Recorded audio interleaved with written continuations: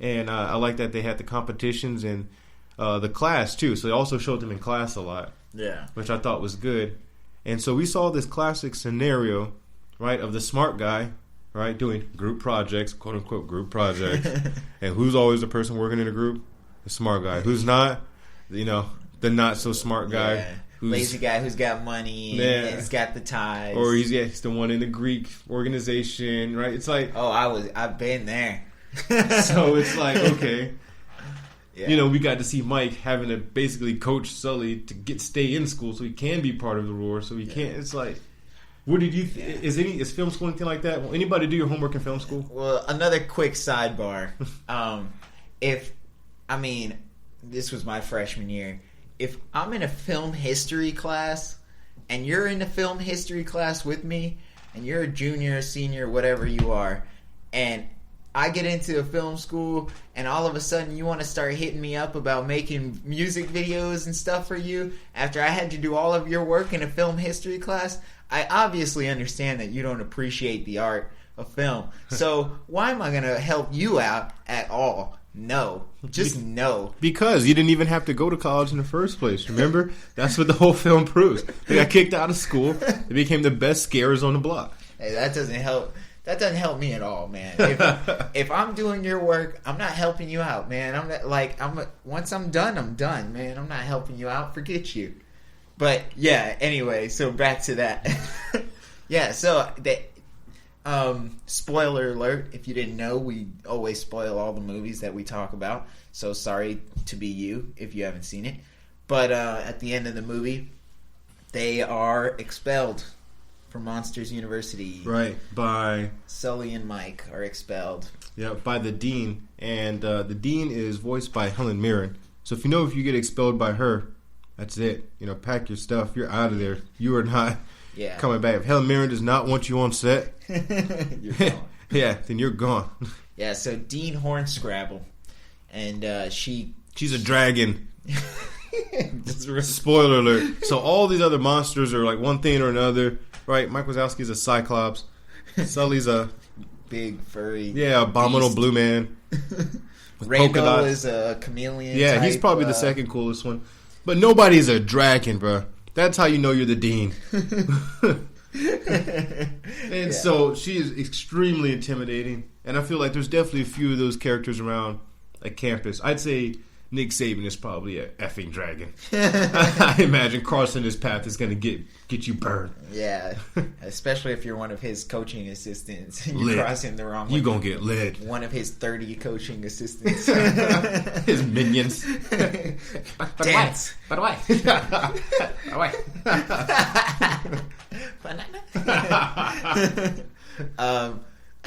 Yeah, so they get expelled and they end up getting to the top of the ladder at Monsters Incorporated by working their butts off and getting to the top on their own. I think their first job is mailroom. Yeah, mailroom, and then they go to sweeping floors and all this other stuff. So they start off as the part-time mailroom.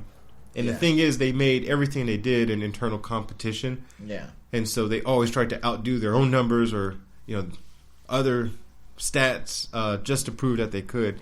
So obviously, when you're a workaholic like that, which they just totally glance over, it's easy. But, it's that work-life balance is no joke, right? Yeah. So I'm more of like a Hawaii lifestyle sort of guy. I'm not trying to put in 41 hours. I'm struggling to hit the 39.7 mark. And you're telling me I need to turn work into a competition? I should be doing 50 plus? You kidding me? You know how many parties I have so much social life?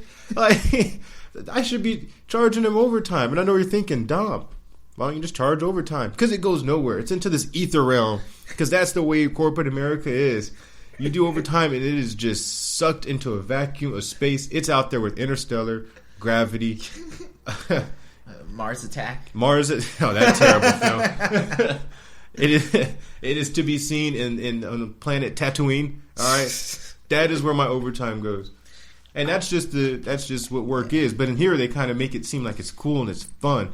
Yeah, their pictures look real happy, but always happy. They were probably sitting there struggling. Struggle. Stressful out here. They couldn't even talk. They Gucci, man. Yeah, oh man, work for some hours. Right. Like, what? It's like one of those like 15, 16-hour days on set. And talking it's back to back.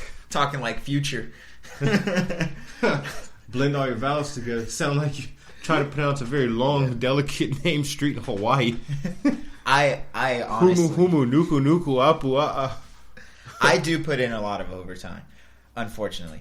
But sometimes, man, that's just how life goes. So either way, Monsters University was for us a really great film, and Good film. Portrayed college life really well. Yep. And even post-college life, yep.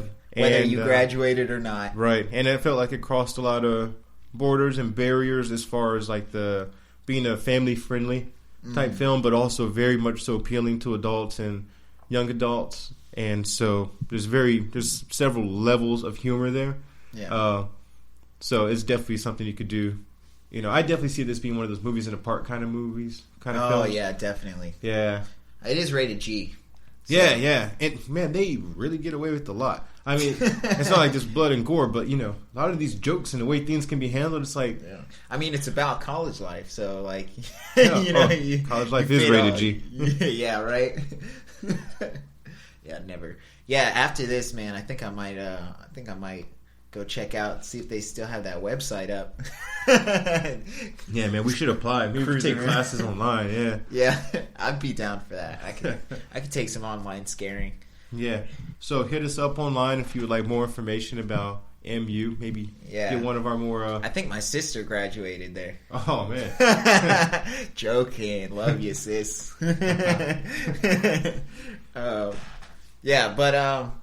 Yeah, so that's going to be it for today. Thank you guys for listening. We appreciate that. And make sure you get your friends to listen as well. Tell your family. Tell all your people that you go to college with or your alumni that you graduated with. Tell your babysitter, tax collector, boss. Tell your boss's boss. Yeah. Drop your business card in our fishbowl for a free meal.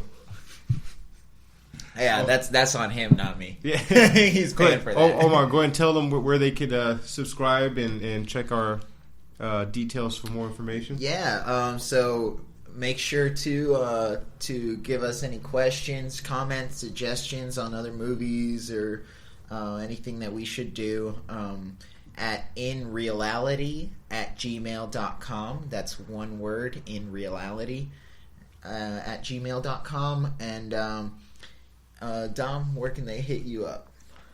Yeah, you can find me on letterboxd.com/Southern Scholar. You can hit me up on Instagram, tall, Dom, and handsome. So yeah, and you can catch me on Letterboxd as well. Yeah, and we have a lot more, reviews to do and fun stuff. Fun stuff. And I promise, not everything's going to be rated G. So yeah, as the content matures, so will the conversation. We'll definitely do more animated stuff. I think this was pretty fun. So yeah, we will see you guys next time. Thanks for listening.